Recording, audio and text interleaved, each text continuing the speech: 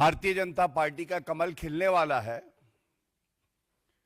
तभी कुछ मुद्दे बड़ी प्रमुखता से जनता भी चर्चा कर रही है और भारतीय जनता पार्टी भी उठा रही है। और सबसे पहले आज सुबह से, इससे पहले भी जो भ्रष्टाचार का प्रतीक बन गया है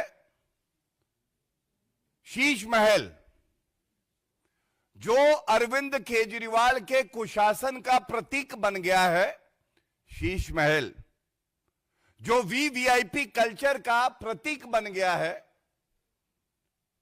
शीश महल, उस पे ये अहम प्रेस वार्ता है। और जब अरविंद केजरीवाल के कुकर्म भ्रष्टाचार बाहर आने लगा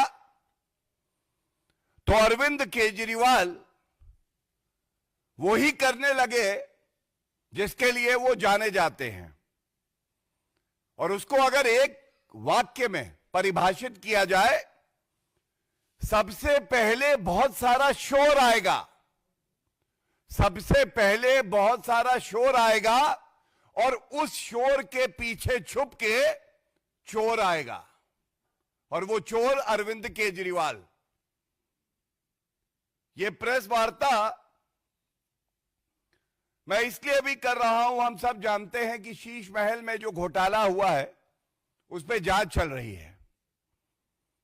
कुछ सुराग सूत्रों से हमारे हाथ में लगे हैं और मैं बड़ी जिम्मेदारी से एक बात कहना चाहूंगा। अभी तक ये कहा जा रहा था ये घोटाला 50 करोड़ का तो कागजों में है, लेकिन अब पता चला है जो शराब कारोबारी मित्र हैं अरविंद केजरीवाल के, इनका रुपया भी इस भ्रष्टाचार का जो प्रतीक शीश महल है, अरविंद केजरीवाल ने इस अपने महल में लगाया है। जो ठेकेदार हैं जिनके लिए ओवर इनवॉइसिंग करी गई है, स्पॉट टेंडरिंग करी गई है, जैसा सीएजी रिपोर्ट में आया, उनका भी रुपया इस शीश महल में लगा हुआ है। और जल्द ही प्रेस वार्ता करके प्रमाण के साथ, तथ्यों के साथ ये दिखाएंगे, चाहे वो शराब कारोबारी मित्र हो अरविंद केजरीवाल के, चाहे वो ठेकेदार हो, ये सारे के सारे भ्रष्ट अरविंद केजरीवाल को ही अपना बड़ा भ्रष्टाचारी भाई मानते हैं और उनका काला धन इस शीश महल में लगा है। इसी क्रम में जैसा हमने देखा कि आज संजय सिंह और दिल्ली सरकार के मंत्री सौरभ भारद्वाज शोर मचा रहे थे, तो चोर मचाए शोर, और जो सवाल जनता पूछ रही है उसका कोई उत्तर अरविंद केजरीवाल देने मीडिया के समक्ष नहीं आते हैं। तो आज हमने भी सोचा गजनी को जगाया जाए और असलियत को दिखाया जाए।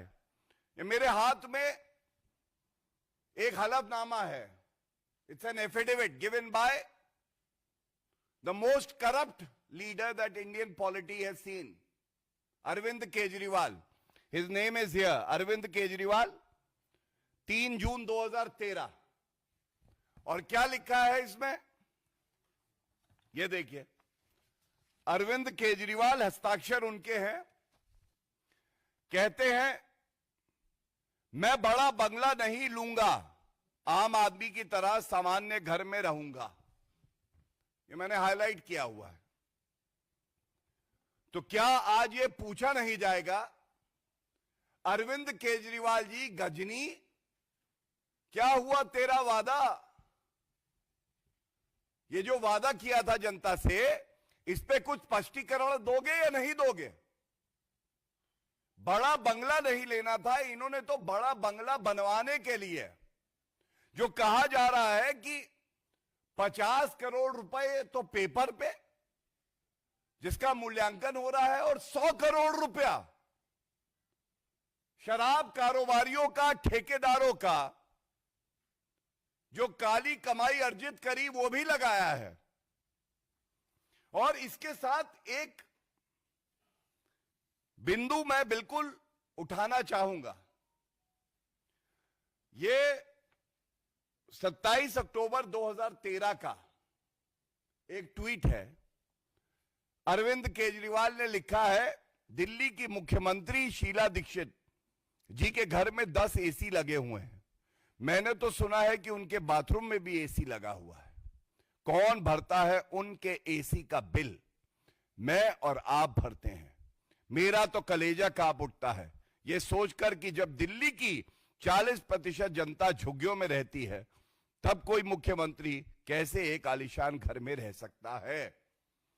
और इस पे आपको जानकारी जरूर देना चाहूंगा। जो अभी तथ्य सामने आ रहे हैं, 10 एसी पे पूर्व मुख्यमंत्री भ्रष्टाचारी थी और अरविंद केजरीवाल का कलेजा कांप उठता था। तो आज अरविंद केजरीवाल का कलेजे का क्या हाल होगा अगर मैं उनको बताऊं कि इस भ्रष्टाचार के महल में 50 indoor AC, kitchen, toilet, washing area और जिम हर जगह लगे हैं। और इसके अलावा 250 टन कैपेसिटी का 250 टन कैपेसिटी का एक सेंट्रल एसी प्लांट लगा हुआ है। तो अगर आप 250 टन का 1 टन का एक एसी मान लें तो 250 एसी और 50 एसी, मतलब शीला दीक्षित 10 एसी, इनका कलेजा कांप उठता था। आज 300 एसी बराबर लगे हैं। ये कैसे लगे हैं अरविंद केजरीवाल जी? क्या हम सवाल आपसे पूछ सकते हैं? क्या भारत के लोकतंत्र में यह छूट हमें मिली है कि पूर्व मुख्यमंत्री, कट्टर बेईमान, पापी आपके कन्वीनर अरविंद केजरीवाल से हम ये सवाल पूछ सकें कि ये 300 एसी किसकी गाड़ी कमाई से लगे थे? ये सवाल तो पूछा जाएगा कि नहीं पूछा जाएगा? और इसके साथ मैं एक और बात कहूंगा। देखिए, एक तस्वीर ये भी है, ये सारा ब्यौरा देती है क्या क्या रुपया कहां कहां लगा है। और आज दिल्ली की जनता तो ये जान गई है, नीला और ढीला शर्ट पहनने वाला अरविंद केजरीवाल केवल शर्ट ही ढीला नहीं है, इसका कैरेक्टर भी ढीला है। कैरेक्टर इसलिए ढीला है, 5 करोड़ 60 लाख के पर्दे लगवाए। मैं पूछना चाहता हूं दिल्ली की जनता जो सवाल पूछ रही है, ऐसा कौन सा पर्दा है अरविंद केजरीवाल जी जो आपकी बेईमानी को, भ्रष्टाचार को, काली कमाई को छुपा सके? इसके बाद 85 इंच का टीवी ओलेड का लगाया है। यह पूछा जाएगा, भ्रष्टाचार करके तुम्हारी छाती सिकुड़ के 25 इंच की रह गई, लेकिन टीवी 85 इंच का लगाते हो। और ये जो टीवी है ये 64 लाख रुपए के हैं। और सबसे बड़ी बात है, टॉयलेट सीट्स बताते हैं, एक एक टॉयलेट सीट जो है, सैनिटरी इंस्टॉलेशन 15 करोड़, एक एक टॉयलेट सीट कितने कितने लाख करोड़ की है। लेकिन फिर भी चाहे टोटो का फ्लश लगाओ, सीट लगाओ, चाहे कोई और लगाओ, जो कालिक, जो भ्रष्टाचार, जो मैल अरविंद केजरीवाल का है, ऐसा फ्लश दुनिया में नहीं बना कि उसको साफ कर दे। और इसके साथ ही एक और बड़ी जानकारी आपको देता हूं। बहुत जो मैंने आपसे कहा कि बड़ा खुलासा होगा, तथ्यों के साथ होगा, और ये दिखा देंगे किस तरह से काली कमाई 80 से 100 करोड़ रुपए की इस भ्रष्टाचारी अरविंद केजरीवाल ने अपने भ्रष्टाचार के महल में लगाई है। उसका एक ट्रेलर आपको दे देता हूं। पूर्व मुख्यमंत्री अरविंद केजरीवाल जी थे। शीश महल में रेनोवेशन होगा, वहां क्या लगेगा, कौन कॉन्ट्रैक्टर रहेगा, यह तय करने की जो प्रदत्त शक्ति है, यह मुख्यमंत्री और मंत्रियों के पास तो हो सकती है, लेकिन जो व्यक्ति ये कहता था मैं वीवीआईपी कल्चर समाप्त कर दूंगा, ये एक बहुत अहम जानकारी है। जब एस्टिमेट से ज्यादा, एस्टिमेट था करीब 8 करोड़ का और 3.5 गुना ज्यादा उससे काम हो गया, तो ये जो काम बढ़ रहा था, तो ये अनुमति कौन दे रहा था? आम नागरिक यही सोचेगा कि कोई अधिकारी होगा, अधिकारी के ऊपर मंत्री है, मंत्री के ऊपर मुख्यमंत्री है, लेकिन ऐसा है नहीं। सहज सम्मान कहता हूं, फाइल पे लिखा है ये सारे जो बदलाव है इसको करने की अनुमति दी जाती है मैडम सीएम द्वारा। Madam CM. तो आज ये पूछा जाएगा, आपने अरविंद केजरीवाल जी संविधान की शपथ ली, संविधान का पालन करेंगे, कानून का पालन करेंगे, सीपीडब्ल्यूडी मैनुअल का पालन करेंगे। वो प्रावधान जनता को बताइए जिसमें लिखा है कि सरकारी खर्च, सरकारी आदेश किसी मुख्यमंत्री की धर्मपत्नी दे सकती है, मैडम सीएम। और अगर हम गलत हैं, बड़ी जिम्मेदारी से कहता हूं, अरविंद केजरीवाल जी आप ये प्रेस कॉन्फ्रेंस देख रहे हैं, मुझे पता है, अगर मैं गलत हूं तो मुझे आपसे माफी मांगनी चाहिए, मैं आपसे माफी मांगूंगा।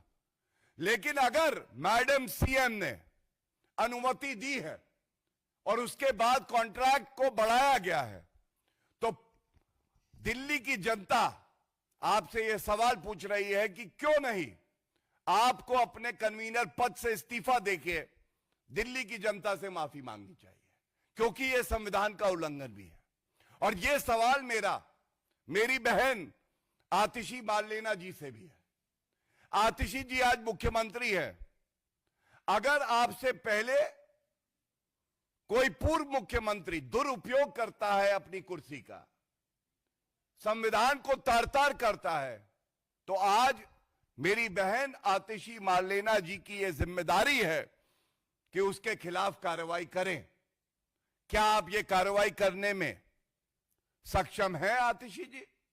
या आप भी बंधी हुई हैं एहसान की बेड़ियों से, जो बेड़ियां आपको जकड़ती हैं और रगड़ती हैं तो वो दिल्ली की जनता को रगड़ती हैं? ये आज बड़ा सवाल है। बहुत बहुत धन्यवाद। अगर इसके अलावा कोई सवाल आपके इस विषय पे हो तो मैं जरूर उसका उत्तर देना चाहूंगा। हाँ प्लीज।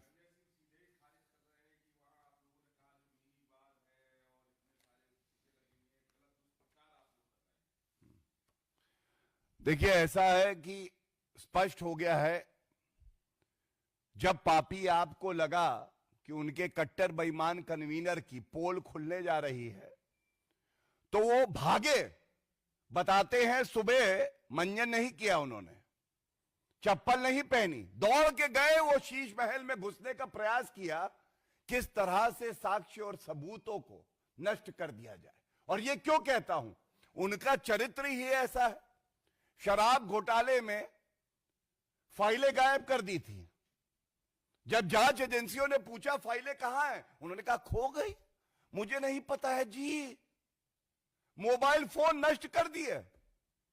तो आज ये जो भागे हैं, ये भ्रष्टाचारियों का जो बौखलाहट है वो है कि इनको लेके जाती है शीश महल तक। लेकिन एक बात बता दूं, कुछ भी कर ले ये कट्टर बेईमान अरविंद केजरीवाल, जो बस का हो कर लो, दिल्ली की जनता ने ठान लिया है कि आपके लिए अब राजनीति में नष्ट होने का समय आ गया है। जो भ्रष्ट था उसके नष्ट होने का समय आ गया है। और जांच एजेंसियां जो कार्य कर रही हैं, इसके बाद जो प्रेस वार्ता हम करेंगे, अरविंद केजरीवाल जी के पैरों के नीचे की जमीन खिसक जाएगी।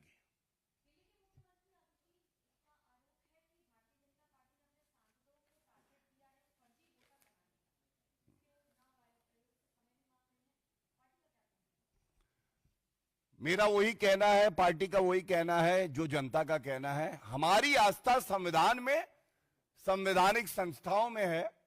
कल चीफ इलेक्शन कमिश्नर जी को हमने सबने बड़े ध्यान से सुना और उन्होंने बताया किस तरह से, जिस तरह के बेबुनियाद आरोप लगाए जाते हैं उनका कोई बेसिस नहीं है। और दूसरा, उन्होंने उदाहरण दिए कि ये केवल चुनाव से पहले सुर्खियों में बने रहने के लिए ऐसे आरोप लगाते हैं। और एक बात मैं जरूर कहूंगा, ये वही लोग हैं जो चुनाव जीत जाते हैं तो कहते हैं कि ईवीएम अच्छी है, सूट नया सिलवाते हैं और शपथ ले लेते हैं। अगर भाजपा जीत जाती है, एनडीए जीत जाती है, तो छाती पीट पीट के कहते हैं ईवीएम खराब है। और वीवीपैट का जब मिलान किया तो ये गर्व हुआ हमें जान के कि एक वोट भी इधर का उधर नहीं हुआ था। तो क्या आज ये पूछा नहीं जाएगा कि तुम्हारे पैरों के नीचे जमीन नहीं है? गजब ये है, फिर भी तुम्हें यकीन नहीं है। दूसरों पे उंगलियां मत उठाइए, खोट तुम्हारे अंदर है।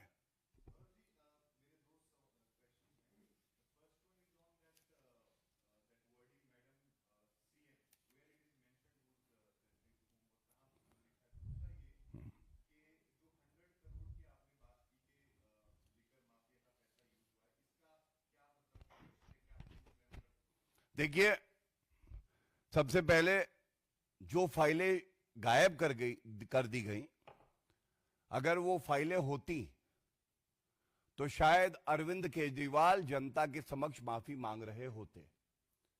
उन्हीं फाइलों की नोटिंग में ये सारी बातें आई हैं जो हमें अपने सूत्रों से मिले हैं।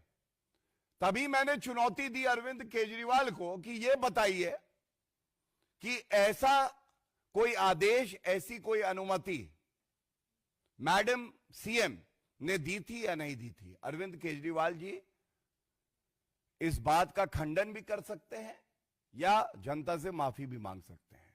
दूसरी बात, जांच अभी चल रही है और मैंने आपको बताया प्रेस वार्ता की श्रृंखला में आगे और ठोस प्रमाण लेके हम लोग दिखाएंगे कैसे जो शराब कारोबारी हैं, ठेकेदार हैं, उनके रुपए से टोटो टॉयलेट सीट्स, किस तरह से किचन में भी एसी हो, जिम हो और तमाम ऐसी सुविधाएं हो जो कि अरविंद केजरीवाल ने शपथ ली थी कि मुझे कोई बड़ा बंगला नहीं चाहिए।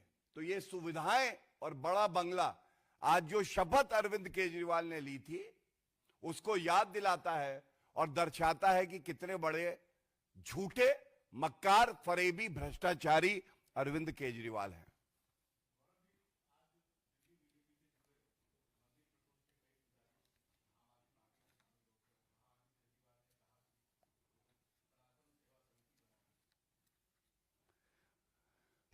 देखिए, ऐसा है, पाखंडी, ढोंगी, चुनावी हिंदू अरविंद केजरीवाल से केवल इतना ही पूछना चाहूंगा, जब गोपाल इटालिया सनातन धर्म और हमारे देवी देवताओं को गाली दे रहे थे तो ये कहां थे?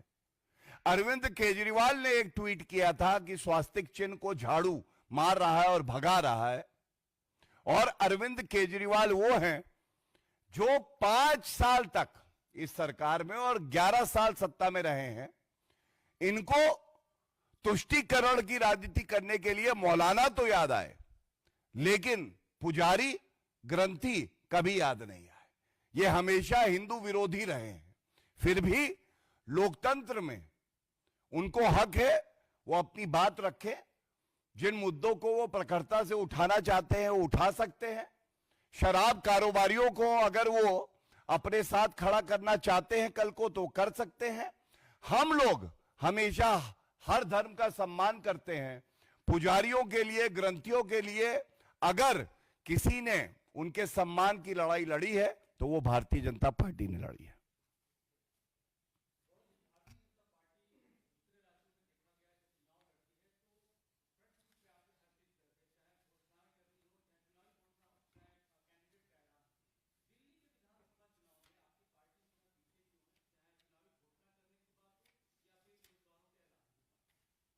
देखिए, सबसे पहले तो मैं ये कहूंगा कि आपका मैं बहुत सम्मान करता हूं। हो सकता है जो आपको बैकफुट लग रहा हो वो फ्रंट फुट ही हो।